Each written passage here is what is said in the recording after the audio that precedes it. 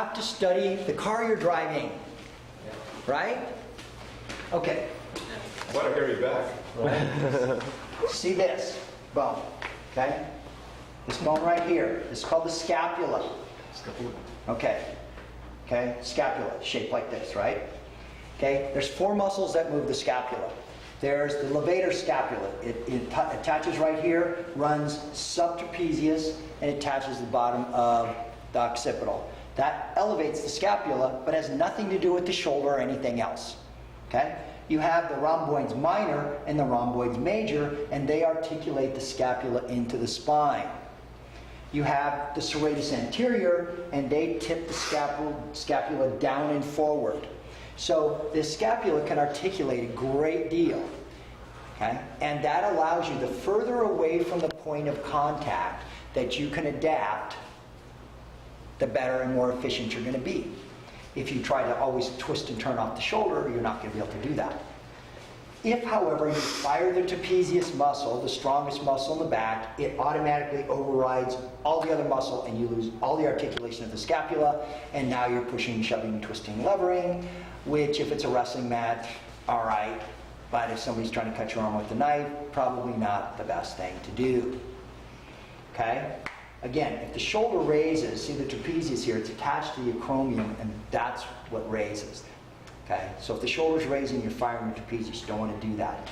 But this bone right through here, okay? So what happens here is I can articulate my scapula without any flexing here. It takes time. You have to go in. You have to start talking to yourself, find where these muscles are. If you want to learn how to do that, go put your shirt back on. Thank you.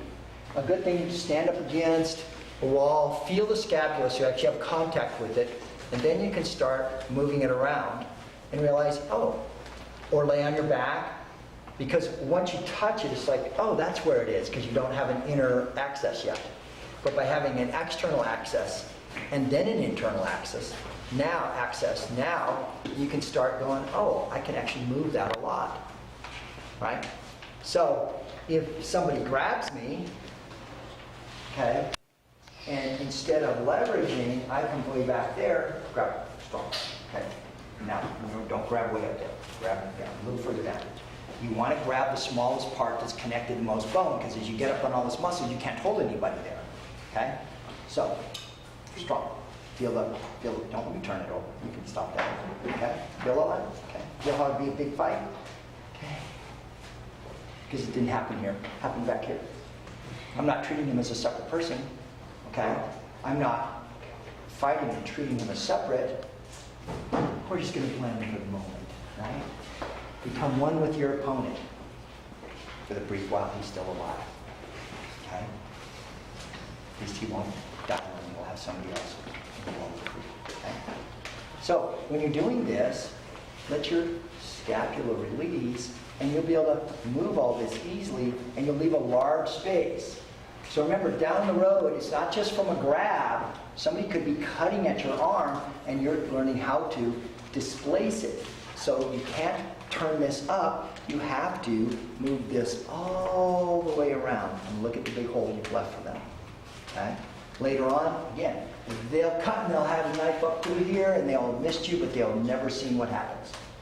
Okay? They won't know why, because you're right there. If you move separate like this or flex shoulders, the eye picks that up because it's what it's designed to do, both to protect ourselves and to hunt. That's why we can play baseball and soccer and tennis and all those things, because we can see those things change angles because of our parallax from our binocular vision allows us to do that. Okay? So we're going to use that for our own avantage. Okay? And the eye in the moment doesn't see that because it doesn't do something that the eye picks up. Quoting our friend Flavius Vegetus Renatus from his De Re Militari, about 400, I don't know, give or take a little bit. In every battle, after all, the eye is fooled first. If you're going to fool the eye, how does it see? Right? The eye actually doesn't see, but you're fooling the brain. But it's programmed to see certain things, right? So unless you consciously program it to see differently, you're going to see with all those quote-unquote survival reflexes. It's how you see. So we're going to know that, train ourselves different, and fool the eye in plain sight.